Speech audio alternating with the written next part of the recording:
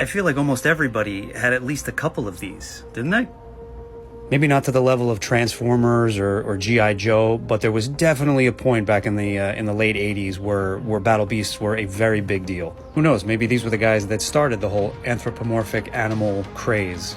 And you know, there was always a backstory and a mythology to help sell the toys back in the day.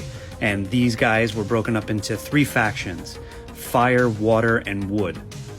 I only had the figures back when I was a kid, but they did sell playset slash vehicles like these guys. 1 playset slash vehicle for each of the factions.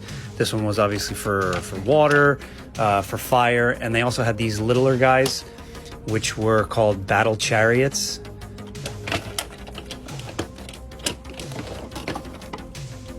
One of the fun, interesting tidbits about these toys is that, technically speaking, they're actually from the same universe as Transformers. In the Transformers Headmaster series, the Autobots and Decepticons actually go to Planet Beast, where these guys live. But for whatever dumb reason, Hasbro, that had the rights to distribute both Transformers and Battle Beasts here in the States, decided not to connect the two the way they were in Japan. By the way, these guys in Japan were called Beast Formers. It's a shame because these guys were sold in Japan in boxes that clearly show that they're part of the Transformers universe, and I don't know why the hell they decided not to carry that over here. And for anybody who had these, I'm sure you remember that each of them have this little rub sticker on their chest, and when you press down and rub, you reveal what faction they're from.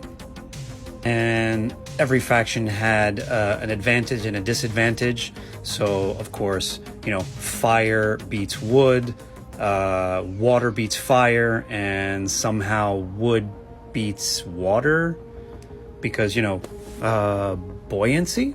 These guys are still fun to collect today, and they don't take up a lot of space, and that's actually a very good thing for someone like me who's got kind of a problem with collecting.